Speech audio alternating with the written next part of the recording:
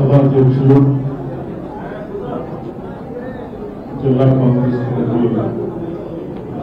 అధ్యక్షులు శ్రీ పువ్వాడ దుర్గాప్రసాద్ గారికి, అట్లాగే అఖిల భారత కాంగ్రెస్ కమిటీ శ్రీ మల్లికార్జున ఖర్గే గారి నాయకత్వంలో, రాహుల్ గాంధీ గారి మార్గదర్శకత్వంలో దేశవ్యాప్తంగా ఆయా జిల్లా కాంగ్రెస్ కమిటీ అధ్యక్షుల్ని నియమించడానికి ఆల్ ఇండియా కాంగ్రెస్ కమిటీ నుంచే ఆయా జిల్లాలకి నాయకుల్ని పంపించి, అబ్జర్వర్స్ పంపించి, వారు ఆయా జిల్లాలో ఉన్నటువంటి నాయకుల్ని, ముఖ్య కార్యకర్తల్ని అందరూ అభిప్రాయాలు తీసుకొని దేశవ్యాప్తంగా జిల్లా కాంగ్రెస్ కమిటీ అధ్యక్షులు నియమిస్తా ఉన్నారు. అందులో భాగంగా ఖమ్మం జిల్లాకు సంబంధించి కూడా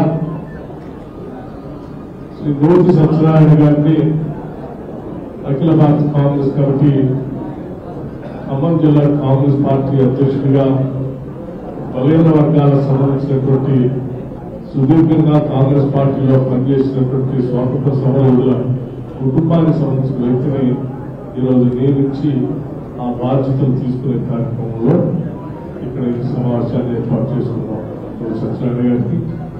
అట్లా ఈ కార్యక్రమానికి ముఖ్య అతిథులుగా ఇక్కడికి వచ్చేసి మాట్లాడి ఆస్వాదించి వెళ్ళినటువంటి తుమ్మల నాగేశ్వరరావు గారికి, అట్లాగే మరో ముఖ్య అతిథిగా రాష్ట్ర ప్రభుత్వ కార్యకలాపాలలో జరిగేటువంటి సమ్మిట్ సంబంధించి మనకి 2 సంవత్సరాలు పూర్తవుతున్న సందర్భంలో డిసెంబర్ 8-9 తారీఖుల్లో పెద్ద ఎత్తున తెలంగాణ రైజింగ్ అనేటువంటి సమ్మిట్ పెద్ద ఎత్తున ఏర్పాటు చేసుకుంటాం.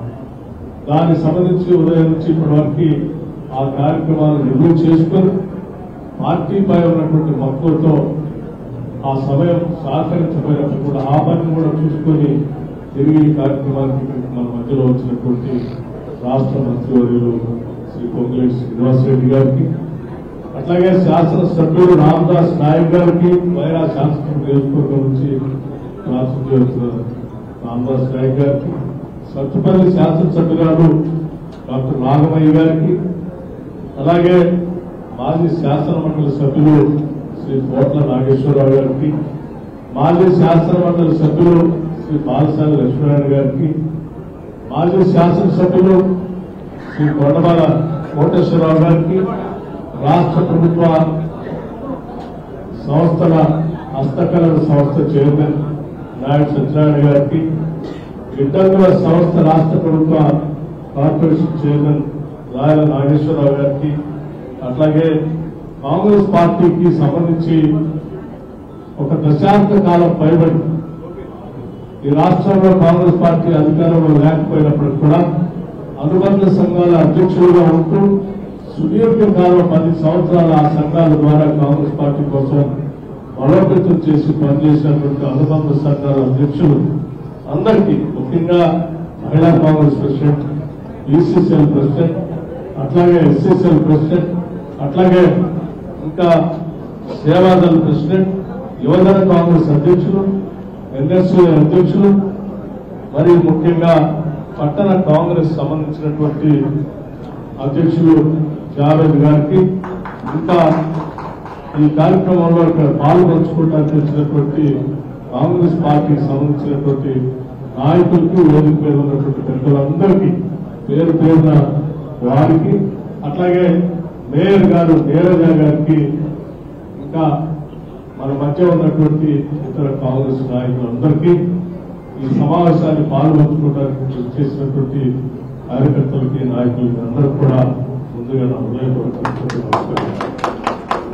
అఖిల భారత కాంగ్రెస్ కమిటీ అధ్యక్షుల ఆదేశాలతో నియమించబడినటువంటి అధ్యక్షుడిని రాష్ట్ర కాంగ్రెస్ కమిటీ అధ్యక్షుడు మహేష్ కుమార్ గౌడ్ గారు ఆశీస్సులతో రాష్ట్ర ప్రభుత్వానికి నాయకత్వం వహిస్తున్నటువంటి ముఖ్యమంత్రి రేవంత్ రెడ్డి గారి ఆలోచనలో భాగంగా ఈరోజు రాష్ట్ర వ్యాప్తంగా కూడా ఒక సామాజిక న్యాయం చేయడం కోసం పెద్ద ఎత్తున బలహీన వర్గాలకి ఇటు పార్టీలో అట్లాగే ఎన్నికల్లో కూడా పెద్ద ఎత్తున ప్రాతినిధ్యం కల్పించాలనేటువంటి ఆలోచనతో కాంగ్రెస్ పార్టీ ముందుకు పోతున్నటువంటి సంగతి మీ అందరికీ తెలుసు.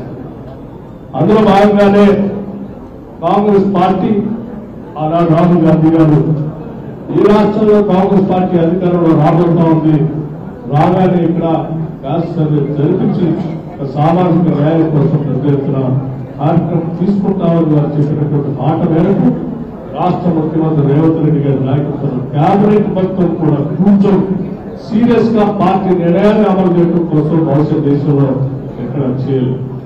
కేవలం మన రాష్ట్రంలోనే ఇది పెద్ద ఎత్తున క్యాస్ట్ సర్వే చేయటమే కాదు, శాసనసభలో ఆ సంఖ్యల్ని పెట్టి దానికి కావాల్సిన విధంగా ఆ రిజర్వేషన్ పబ్లిక్ పరిస్థితులకు కావాల్సిన చట్టాన్ని కూడా ఆ బిల్లుని పాస్ చేసి చట్టం చేయడం కోసం గవర్నర్ గారి దగ్గర పంపించిన విషయం కూడా మీకు తెలిసిందే. గవర్నర్ గారి దగ్గర పంపించినటువంటి ఆ రిజర్వేషన్ సంబంధించిన బిల్లు భారత రాష్ట్రపతి గారికి దాంతో పార్లమెంట్ వెళ్లి అక్కడ ఈరోజు నిబంధనలతో ఆగిపోయిన సంగతి కూడా మీకు తెలిసింది. దాన్ని సాధించడానికి రాష్ట్ర ప్రభుత్వం రాష్ట్ర కాంగ్రెస్ కమిటీ అధ్యక్షుడు మహేష్ కుమార్ గౌడ్ గారి ఆధ్వర్యంలో రాష్ట్ర ముఖ్యమంత్రి రేవంత్ రెడ్డి గారు, నేను, మిగతా సహచర మంత్రివర్గ సభ్యులందరం వెళ్ళాం. అక్కడ పెద్ద ఎత్తున ధర్నా చేశాం. సాక్షాత్తు ప్రధానమంత్రి గారిని కలిసి పార్లమెంట్ లో బిల్లు పెట్టించడం కోసం ఆ ప్రయత్నం అంతా చేశాం. కానీ ఈ రాష్ట్ర ప్రభుత్వానికి బలహీన వర్గాలపై ఉన్నటువంటి ప్రేమ ఈ దేశాన్ని పాలిస్తున్నటువంటి భారతీయ జనతా పార్టీ లేకపోతే తీసుకున్నటువంటి ఈ చట్టం పార్లమెంట్ లో అమెండ్మెంట్ అయ్యి చట్టం రూపేణ రాకుండా అయినప్పటికీ కూడా ఈ రాష్ట్ర ప్రభుత్వం ఆలోచన చేసింది. మరి అనేక సంవత్సరాలుగా మరి ఆనాడు రాజీవ్ గాంధీ గారు తీసుకొచ్చినటువంటి 73-74 అమెండ్మెంట్ ప్రకారం స్థానిక సంస్థల ఎన్నికలకి ఎలక్షన్ కమిషన్ రూపేణ 5 సంవత్సరాలకు ఒకసారి ఎన్నికలు జరపాల్సినటువంటి అవసరం ఉన్నది. కాబట్టి అందులో భాగంగా కోర్టులు దీనిపై ప్రశ్నిస్తున్నప్పుడు ఇంకో పక్కన కోర్టులు స్థానిక సంస్థల ఎన్నికలు ఆ నిర్దిష్ట సమయంలో గడపాల్సినటువంటి గడువు కూడా విధించినప్పుడు తప్పనిసరి పరిస్థితుల్లో ఈరోజు గ్రామ పంచాయతీకి సంబంధించిన ఎన్నికల్ని ఈరోజు మన కాంగ్రెస్ ప్రభుత్వం ముందు తీసుకొని పోవడమే కాదు, సాధ్యమైనంత మేరకు ఎక్కడ వీలైతే అక్కడ బలహీన వర్గాలకు పార్టీ పరంగా దాంట్లో న్యాయం కల్పించడం కోసం పార్టీ చేసే కార్యక్రమాలు చేస్తూనే ఉంది. భవిష్యత్తులో కూడా పార్లమెంట్ లో ఈ అంశాలు లేవనెత్తడానికి మన పార్లమెంట్ సభ్యుల సమావేశంలో కూడా రాష్ట్ర కాంగ్రెస్ కమిటీ అధ్యక్షుల సూచన మేరకు రాష్ట్ర ప్రభుత్వ అధినేత ముఖ్యమంత్రి గారి ఆదేశాల మేరకు పార్లమెంట్ సభ్యులందరూ కూడా పార్లమెంట్ సమావేశాల్లో ఈ అంశం గురించి లేవనెత్తి దానిపైన నిర్ణయం జరిగేటట్టుగా చెప్పినటువంటి విషయం కూడా తెలుసు. ఇవన్నీ ఒక పక్కన చేస్తూనే కాంగ్రెస్ పార్టీ అధికారంలోకి వచ్చింది. ఈనాటి ఈ సమాజంలో ఉన్నటువంటి ప్రజానికం కోసం మనం సాధించినటువంటి ప్రగతి, ఇక్కడ ఉన్నటువంటి వనరులు పోగేసిన ప్రతి రూపాయి ప్రజలకే పంచాలనేటువంటి ఆలోచనతో అనేక సంక్షేమ కార్యక్రమాలు చేసుకుంటూ వచ్చారు. ఉదాహరణకి ఇందిరమ్మ ఇల్లు ఒక్కసారి ఆలోచన చేయండి. 10 సంవత్సరాలు ఇక్కడ ఉన్నటువంటి నాయకులందరికీ నేను కొన్ని విషయాలు స్పష్టంగా చెప్పదలుచుకున్నాను. తిరిగి మీ గ్రామాలకు వెళ్ళి ప్రతి నాయకుడికి ప్రతి ఇంటికి సమాచారం చేరవేయడం కోసమే నేను సమాచారం మీ అందరికీ పంచడం కోసం నా ప్రయత్నం చేస్తా ఉన్నాను. ఇందిరమ్మ ఇల్లు ఒక్కొక్క ఇంటికి 5 లక్షల రూపాయలు. ఇది మామూలు విషయం కాదు. ఒక ఇంటికి 5 లక్షల రూపాయలు శాంక్షన్ చేసి ఒక్కొక్క నియోజకవర్గానికి 3,500 ఇళ్లు దాదాపు సంవత్సర కాలంలో 4,50,000 ఇళ్లని దాదాపు 22,000 కోట్ల రూపాయలు ఖర్చు అయ్యేదాన్ని ఈ రాష్ట్ర ప్రభుత్వం భరిస్తూ ఈరోజు శాంక్షన్ చేసి ముందుకు పోతా ఉంది. హౌసింగ్ శాఖ మంత్రిగా శ్రీనివాసరెడ్డి గారు నిరంతరం దాన్ని పర్యవేక్షణ చేస్తూ ఈ రాష్ట్రంలో ఉన్న ప్రతి పేదవాడికి రాబోయే సంవత్సరాల్లో కూడా ఇల్లు లేని ప్రతి వాడికి ఇల్లు ఇచ్చే కార్యక్రమం కేవలం కాంగ్రెస్ పార్టీ కాంగ్రెస్ ప్రభుత్వం అధికారంలో ఉన్నది కాబట్టే మనం చేయగలుగుతున్నాం తప్ప లేదా ఏ పార్టీ అధికారంలో ఉన్న పేదవాళ్ళకి 5 లక్షల రూపాయలు చెల్లించే పరిస్థితి ఉత్పన్నం అయ్యేదే కాదు. కనుక 10 సంవత్సరాలు మనం చూసాం. డబల్ బెడ్రూమ్ అని అరిసి గీ పెట్టారు కానీ ఎక్కడ పంపించేది. దాంతో పాటు ఈరోజు రాష్ట్రంలో 15 లక్షల కుటుంబాలు ఉంటే 93 లక్షల కుటుంబాలు ఇవాళ సన్న బియ్యం పంపిణీ చేసే కార్యక్రమం రాష్ట్ర ప్రభుత్వం దేశంలో ఎక్కడా చేయలే, కేవలం మన రాష్ట్రంలో మాత్రమే చేస్తా ఉన్నాం.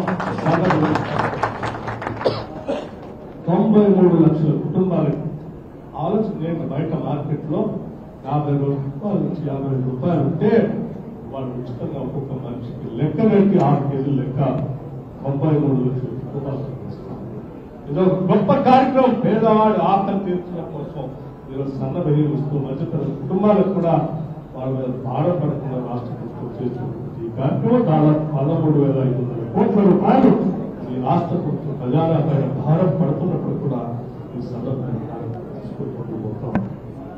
అంతేకాదు రాష్ట్రంలో ఉన్నటువంటి మహిళలందరి కోసం ఆనాడు మనం చెప్పాం, ఇందిరా క్రాంతి పథకం కాంగ్రెస్ పార్టీ అధికారంలో రాగానే వడ్డీ లేని రుణాలు ఇస్తామని చెప్పి సంవత్సరానికి 20,000 కోట్ల రూపాయలు వడ్డీ లేని రుణాలు ఇస్తామనంటే ముఖ్యమంత్రి గారు ప్రకటిస్తే అందరూ నవ్వారు. ఇది సాధ్యమా అన్నారు. సాధ్యాన్ని అసాధ్యం అనుకున్న దాన్ని సాధ్యం చేసి కేవలం 20,000 కోట్లు కాదు 26,000 కోట్ల రూపాయల వరకు ఇప్పటికీ వడ్డీ లేని రుణాలు ఈ రాష్ట్రం వచ్చిన దగ్గర నుంచి మనం మీ అందరి సమక్షంలో ప్రతి శాసనసభ నియోజకవర్గ సమక్షంలో ఆ శాసనసభ్యుల చేత మహిళలకు వడ్డీ లేని రుణాలు పంపిణీ కార్యక్రమం పెద్ద ఎత్తున చేస్తా ఉన్నాం. దాంతో పాటు ఆ వడ్డీ లేని రుణాలతో పాటు వాళ్ళ వ్యాపారాలకు కావాల్సిన అన్ని అందించే కార్యక్రమం చేస్తాం. నిన్నటికి నిన్న చూశారు ఆ రోజుల్లో వర్తమ చేయలేదు నాణ్యతలు చేస్తే ఆత్మగౌరవంతో బతకాల్సిన మహాలక్ష్ములాగా చూసుకోవాల్సిన మహిళలకి మనం ఇటువంటి చీరలు కావాల్సింది. ఆర్థిక భారం ఎక్కువైనప్పుడు కూడా మంచి చీరలు ఇవ్వాలనేటువంటి ఆలోచనతో ఈరోజు సాక్షాత్తు ముఖ్యమంత్రి గారు క్యాబినెట్ అందరూ ప్రత్యేక శ్రద్ధ తీసుకొని నాణ్యమైన చీరలు ఈరోజు రాష్ట్రంలో 1 కోటి మంది మహిళలకి 1 కోటి చీరలు పంపిణీ ఇంటింటికి లైన్లో నిలబడి ఎక్కడో తెచ్చుకునే కాదు, ఇంటింటికి వెళ్లి ఒట్టు పెట్టి సాగబెట్టినట్టుగా చీరలు ఇంటింటికి పంపిణీ చేసే కార్యక్రమం ఈరోజు ఆత్మగౌరవంతో మహిళలు నిలబడే మహిళలందరూ ఉచితంగా ఈరోజు రాష్ట్రంలో బస్సులో ప్రయాణం చేయడం కోసం కావాల్సిన ఏర్పాట్లు చేశారు. ప్రతి పేద మధ్యతరగతి కుటుంబానికి సంబంధించినటువంటి వాళ్ళకి 200 యూనిట్లు ఉచితంగా కరెంటు దాదాపు 51 లక్షల కుటుంబాలు ఈరోజు రాష్ట్రంలో 200 యూనిట్లు ఫ్రీ ఉచిత కరెంటు పొందుతా ఉన్నది. అట్లాగే రాష్ట్రంలో ఉన్నటువంటి అనేక పరిస్థితులను అధ్యయనం చేస్తున్నాం. రైతులను ప్రోత్సహించడానికి రైతాంగ సోదరుల కోసం రైతు భరోసా సంవత్సరానికి 12,000 రూపాయల లెక్క కట్టి సీజన్ 9,000 లెక్క ప్రతి సంవత్సరం టంచంగా రైతులకు రైతు భరోసా కేవలం 9 రోజుల్లో 9,000 కోట్లు వాళ్ళ అకౌంట్ లో వేసినటువంటి చేస్తున్నారు. 2 లక్షల రుణమాఫీ 21,000 కోట్లు చేశారు. రైతాంగ సోదరులు పండించినటువంటి ధాన్యాన్ని క్వింటాల్కి 500 రూపాయల లెక్క కట్టి మనం ప్రతిసారి మద్దతు ధరతో పాటు అదనంగా ఇంకొక 500 రూపాయలు క్వింటాల్ కట్టి బోనస్ వేస్తాం. రైతు పంటకి ఇన్సూరెన్స్ చేస్తా ఉన్నాం, రైతులకు ఇన్సూరెన్స్ చేస్తా ఉన్నాం. పంట నష్టపరిహారం జరిగితే 10 సంవత్సరాలు 1 రూపాయి కూడా ఇవ్వనటువంటి పరిస్థితి చూసాం. మనం మాత్రం అధికారంలోకి వచ్చిన నుంచి ప్రతి సంవత్సరం ఎప్పుడు పంట నష్టం జరిగినా అంచనా వేసి ఎకరానికి పంట 10,000 రూపాయలకు లెక్క కట్టి మరీ టెన్షన్గా రిలీజ్ చేస్తాం. ఇది రైతుల కోసం ఈ రకంగా చెప్పుకుంటూ పోతే ఈ రాష్ట్రంలో కేవలం మనం వచ్చినటువంటి ఈ 2 సంవత్సరాల్లోనే సంక్షేమ కార్యక్రమాల కోసం 1,10,000 కోట్ల రూపాయలు 1,10,000 కోట్ల రూపాయలు కేవలం సంక్షేమం కోసం మనం ఖర్చు పెట్టామన్న సంగతి కూడా ఈ సందర్భంగా మనం చేస్తున్నాం.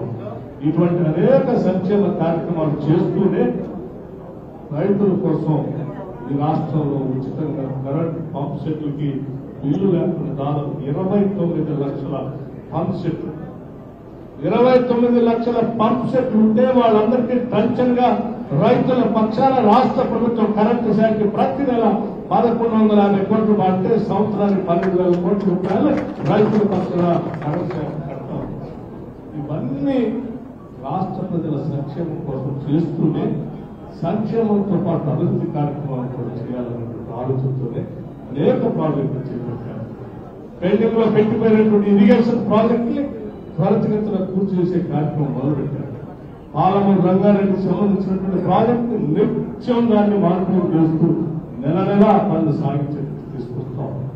అంతేందుకు ఖమ్మం జిల్లాలో ఆనాడు ఇందిరాసాగర్, రాజీవ్ సాగర్ ఉన్నటువంటి ప్రాజెక్ట్ ని రీడిజైన్ చేసి సగంలో పనులు వదిలేసి వెళ్ళిపోతే మేము వచ్చిన తర్వాత ఆలోచన చేసి ఆ ప్రాజెక్ట్ ముందుకు తీసుకొని తక్షణమే ఆనాడు రాజీవ్ లింక్ కెనాల్ ఒక 100 కోట్ల రూపాయలు వెంటనే శాంక్షన్ చేయడం కాదు, నిధులు కూడా విడుదల చేసి రాజీవ్ లింక్ కెనాల్ తీసుకొచ్చి వైరా ఎన్ఎస్పీ కెనాల్లో వైరా ప్రాజెక్టు కార్యక్రమం చేపట్టాము. ఆ తర్వాత ఆ ప్రాజెక్టు బాలేరుకి, సత్తుపల్లికి కావలసిన విధంగా ల్యాండ్ ఎక్విజిషన్ కోసం డబ్బులు రిలీజ్ చేస్తూ ప్రతి నెల దానిపైన సమీక్షలు చేస్తా ఉన్నాం. మేము ముగ్గురు మంత్రులు, ఐదు సంవత్సరాలు ఈ జిల్లా నుంచి నేను, పౌరేశ్వర శ్రీనివాసరెడ్డి గారు, తుమ్మల నాగేశ్వరరావు గారు, శాసనసభ్యులు అందరూ కూర్చొని ఈ ప్రాజెక్టు ద్వారా ఈ జిల్లాకు నీళ్లు ఇవ్వాలని నిత్యం దాన్ని రివ్యూ చేస్తూ నిధులు రిలీజ్ చేస్తాం.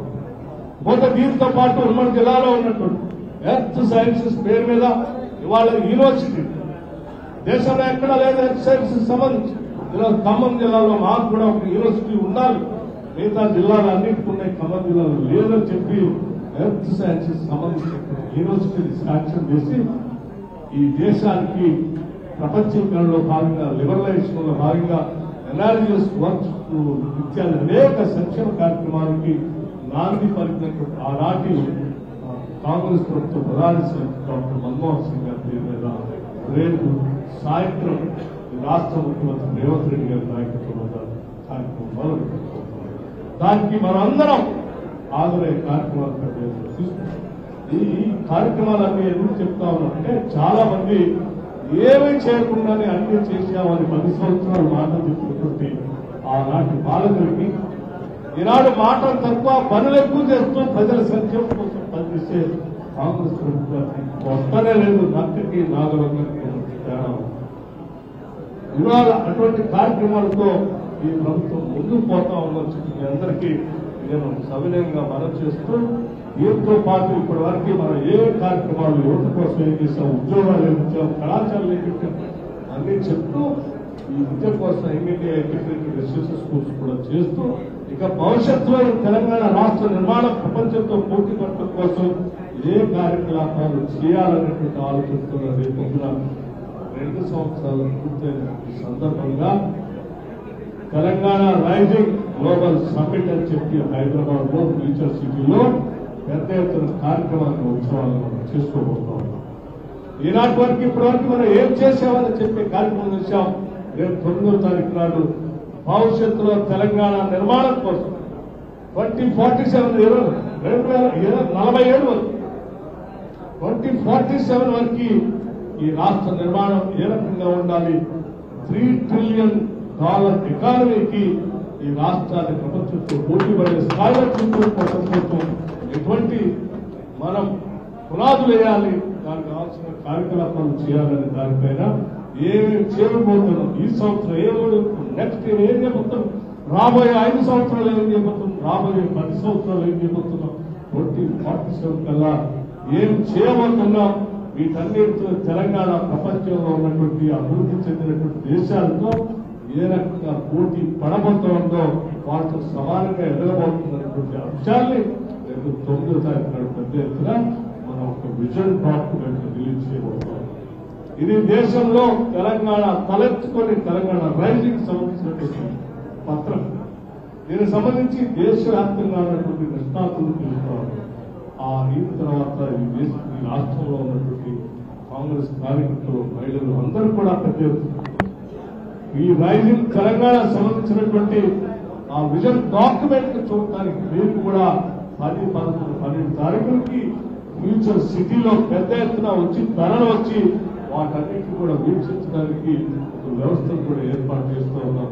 దయచేసి మీరందరూ కూడా దాంట్లో పాల్పంచుకోవాల్సిందిగా మనం చేస్తూ ఈరోజు ప్రత్యేకంగా ఇప్పుడు మరి స్థానిక సంస్థల ఎన్నికలకు సంబంధించి రాష్ట్ర ప్రభుత్వం ఎన్నికల కమిషన్ ఎన్నికలు ప్రకటించింది.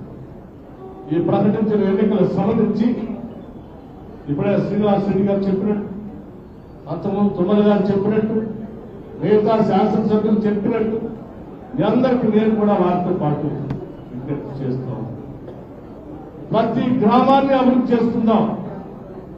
రాజకీయాలు పక్కన పెట్టి ఈ కాంగ్రెస్ ప్రభుత్వం చేస్తున్నటువంటి అభివృద్ధి కార్యక్రమానికి ఈ ప్రభుత్వాన్ని ఆశీర్వదించడానికి పెద్ద ఎత్తున ఆయా గ్రామాల్లో కాంగ్రెస్ ప్రభుత్వానికి సంబంధించిన పార్టీ అభ్యర్థులు పెద్ద ఎత్తున గెలిపించి ఆశీర్వదించి పంపించండి. ఆ గ్రామాలకు సంబంధించిన అభివృద్ధి పెద్ద ఎత్తున మనం అందరం చేస్తున్నాం. ఆ కార్యక్రమాన్ని ప్రతి నాయకుడు నడుపుచ్చి ప్రతి గ్రామంలో కాంగ్రెస్ పార్టీ నాయకుల్ని గెలిపించడం కోసం ప్రయత్నం చేయవలసింది చేస్తూ ఉన్నాం.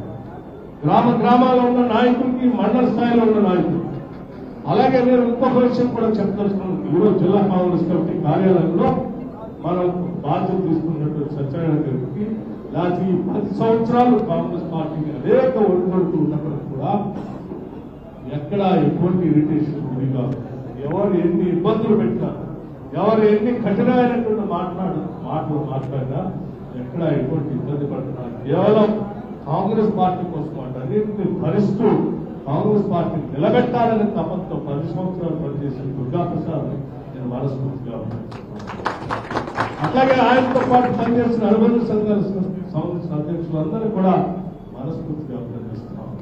నాకు తెలుసు 10 సంవత్సరాలు ఎన్ని ఇబ్బందులు పడ్డాము, ఎన్ని అవమానాలు పడ్డామో కూడా తెలుసు. ఎన్ని ఇబ్బందులు పడ్డా కాంగ్రెస్ పార్టీ జెండాలు వదిలిపెట్టకుండా ఆ జెండాలు పట్టుకొని పనిచేసినటువంటి నాయకులు కార్యకర్తలు జిల్లాలో కొన్ని వేల మంది ఉన్నారు. వారందరి పేర్లు నాకు తెలిసి ఏ ఒక్కరు కూడా వదిలిపెట్టాం. తప్పనిసరిగా అందరికీ ఏదో ఒక స్థాయిలో వాళ్ళందరికీ న్యాయం చేసే దిశలో ఈరోజు రాష్ట్ర పాలనలో నేను కానీ శ్రీనివాస్ రెడ్డి గారు కానీ తుమ్మల గారు ఇప్పుడే చెప్పేళ్ళారు కూడా. మేమెవరో దీంట్లో ఒత్తిడి కలిగించుకోవట్లే. 10 సంవత్సరాలు కాంగ్రెస్ పార్టీ కోసం ఎవరైతే పనిచేశారో వాళ్ళకి న్యాయం చేయండి అని కూడా వారు చెప్పారు. అట్లాగే శ్రీనివాస్ రెడ్డి గారు, అట్లాగే నేను కూడా తప్పనిసరిగా 10 సంవత్సరాలు ఈ పార్టీ నిలబెట్టడం కోసం భుజాలు మోసినటువంటి మీ అందరినీ మరొకసారి నా హృదయపూర్వకమైనటువంటి అభినందనలు కృతజ్ఞతలు తెలియజేయడం కాకుండా తప్పనిసరిగా మీ అందరికీ న్యాయం చేస్తాం. పని చేస్తే చేసుకుంటూ పోతే తప్పనిసరిగా ఈ పార్టీలో పదవులు వస్తాయి. నాకు తెలుసు, మేము రాజకీయాలు మొదలుపెట్టినప్పుడు 1990లో అనేక సమస్యలు చూశాం. అనేక గ్రామాల్లో నేను తిరగటానికి పోయినప్పుడు ఆ గ్రామాల్లో ఉన్నటువంటి రాజకీయ పార్టీలు అసలు ఈ గ్రామాల్లోకి రావడానికి వీల్లేదని గ్రామాలు కూడా జెండా తీసుకొని వస్తా ఉంటే జెండా జేబులో పెట్టుకుని ఊరు దాటిన తర్వాత జెండా పెట్టుకొని చెప్పినటువంటి గ్రామాలు కూడా నేను చూశాను. మాట్లాడటానికి పోతే భౌతిక దాడులు చేస్తామని చెప్పినటువంటి గ్రామాలు కూడా చూశాను. అనేక గ్రామాల్లో భౌతిక దాడుల్లో కాంగ్రెస్ పార్టీ నాయకులు కార్యకర్తలు మరణిస్తే ఆ గ్రామంలో పోవడానికే భయపడుతున్నటువంటి పరిస్థితుల్లో నేను యువకులుగా ఆ రోజు 90 స్టిల్ రిమెంబర్ పెరపాక గ్రామంలో హత్య జరిగితే ఆ గ్రామంలోకి అసలు ఎవరు పోలేనటువంటి పరిస్థితులు ఉంటే నాయకులంతా ఇళ్లలో పెట్టి వెళ్ళిపోతే ఇళ్లలో లోపల కోడు పెట్టుకుని మహిళలే ఉంటే వాళ్ళు అత్యంత అధైర్యంతో బతుకుంటే మేము యువకులుగా శాంతి యాత్ర అని చెప్పి ఆ గ్రామంలో పోలీసులు చెప్తే కూడా వినకుండా శాంతి యాత్ర వెళ్తున్నాం. మేము అక్కడ ఉన్నటువంటి మహిళలకి ధైర్యం కల్పించడానికి వెళ్తున్నాం అని చెప్పి శాంతి యాత్ర బ్యానర్ పట్టుకొని నడుచుకుంటూ ఆ గ్రామంలో పోయి ఇంటింటికి వెళ్ళి ధైర్యం తీసుకొచ్చాం. ఇలా అనేక గ్రామాలు అలా చేసినటువంటి వాళ్ళందరికీ ఏదో ఒక స్థాయిలో ఎక్కడో ఒక దగ్గర ఒక గౌరవం, ఒక పరిస్థితి, ఒక్కొక్క కార్యకర్త పైన 45 కేసులు ఉన్నటువంటి కేసులు అయినప్పటికీ కూడా అటువంటి వాళ్ళందరూ భయపడకుండా ఈ పార్టీ జెండాని మోసుకుంటూ ముందుకు వచ్చారు. అలా వచ్చినటువంటి వాళ్ళందరికీ ఈరోజు ఆనాడు పరిస్థితులు ఈరోజు లేవు. ఈ 10 సంవత్సరాలు చాలా మార్పులు వచ్చాయి. ఆనాటి పరిస్థితులు మీరు చూడలేదు. అంతకంటే ముందు ఈ జిల్లాలో పనిచేసినటువంటి గొప్పవాళ్ళు అనేక మంది, జల వెంకటరావు కావచ్చు, సీఎం సిద్ధారెడ్డి గారు కావచ్చు, బొమ్మకంటి సత్యనారాయణ గారు కావచ్చు, లేదా అంతకంటే ముందు పనిచేసిన పవన్ సుందర్ రెడ్డి గారు కావచ్చు, లేకపోతే సత్పందించినటువంటి మిగతా రంగారెడ్డి గారు కావచ్చు, ఇలా అనేక మంది నాయకులు గొప్పవాళ్ళు స్వాతంత్ర సమరం 78లో సోమలా నాయుడు గారు ఇక్కడ జిల్లా కాంగ్రెస్ ప్రెసిడెంట్ గా బాధ్యత తీసుకుని ఆనాటి నుంచి కూడా అనేక మంది, ఆ తర్వాత జట్టు సీతారాం గారు కావచ్చు, ఇలా చెప్పుకుంటూ పోతే సమ్మాన్ చంద్రశేఖర్ గారు, వనం వెంకటేశ్వరరావు గారు, అనేక మంది మొదటి తొలితరం నాయకులు, స్వాతంత్ర సమరయులు, వాళ్ళ జాతి నిర్మాణం కోసం త్యాగ నిరతితో ఈ సమాజానికి మేలు చేయాలనేటువంటి ఆలోచనతో కాంగ్రెస్ పార్టీ జెండాను పట్టుకొని స్వాతంత్ర సమరంలో పాల్గొన్నటువంటి నాయకులు ఆ రోజు వాళ్ళంతా మన కోసం పోరాటం చేశారు కాబట్టి ఈ రోజు ధైర్యంగా తలెత్తుకొని ఈరోజు మనం బతకగలుగుతున్నాం, తిరగలుగుతాం. అటువంటి వాళ్ళందరికీ ఈ రోజు అందరి సమక్షంలో ఈ రోజు కార్యక్రమంలో వాళ్ళందరికీ హృదయపూర్వకమైన వాళ్ళ బాధ్యత తీసుకున్నటువంటి నూతి సత్యనారాయణ తండ్రి కూడా నూతి అనంతరావు గారు ఒక స్వాతంత్ర సమరయుడు, అనేక పరిశ్రమలతో దెబ్బతిన్నటువంటి నాయకుడు నేను ప్రత్యక్షంగా చూశాను. ఆనాటి సాయుధ రైతాంగ పోరాటంలో నిలబడి కాంగ్రెస్ పార్టీ కోసం పెద్ద ఎత్తున పోరాటాలు చేసి కరసాలు చేసి నిలబడి కాంగ్రెస్ పార్టీని కాపాడి, ఆ తర్వాత స్వాతంత్ర సమరయుడిగా ఆయనకి అనేక పత్రాలు భారత ప్రభుత్వం కూడా గౌరవించారు. ఇట్లా ఐతం వెంకటేశ్వరరావు గారు, ఐతం వెంకటేశ్వరరావు గారు, ఆ ఐతం వెంకటేశ్వరరావు గారు స్వాతంత్ర సమరయుడు, బొమ్మగంటి సత్యనారాయణ గారు శాసనసభ్యులుగా ఉంటే యువజన కాంగ్రెస్ నాయకుడిగా ఆనాడు జలగం ప్రసాద్ గారు యువజన కాంగ్రెస్ నాయకుడిగా వీళ్ళిద్దరు కలిసి ఆనాడు సంజయ్ గాంధీ గారు పక్కన తీసుకొచ్చి భారీ ఎత్తున పెద్ద ఎత్తున యువజన కాంగ్రెస్ సమావేశాలు పెట్టి ఈ జిల్లాలో కాంగ్రెస్ పార్టీ ప్రారంభించారు. నాయకులు అందరూ భాగస్వామి. నూతి వెంకటస్వామి గారు, కొండలరావు గారు, నూతి వెంకటస్వామి గారు ఆనాడు 78లో 80లో యువజన కాంగ్రెస్ పార్టీ అధ్యక్షుడిగా, 80 తర్వాత అసలు జిల్లా కాంగ్రెస్ అధ్యక్షులు లేకపోతే ఆయనే అధ్యక్షుడిగా పనిచేసుకుంటున్న కార్యాలయం. ఇట్లా అనేక మంది నాయకులు, జవలాపురం కేశవరావు గారు, సర్దార్ జవలాపురం కేశవరావు గారు, అటువంటి మహానుభావులు అనేక మంది, కేరాలాల్ మౌర్య గారు, అనేక మంది ఈ జిల్లాలో పుట్టారు. వాళ్ళందరి త్యాగాలే ఈరోజు మనం అనుభవిస్తాం. వారి త్యాగాల్ని మర్చిపోవద్దు, వారు చూపిన మార్గాన్ని మర్చిపోవద్దు. వారే సమాజం కోసం అయితే ఆశించి కాంగ్రెస్ పార్టీ జెండా మోసుకుంటూ ఈ పార్టీని బతికించి మనం కట్టించారో ఆనాడు ఆ నాయకులు సంజయ్ రెడ్డి భవన్ ని మనం కట్టించి మనందరూ కట్టించారు.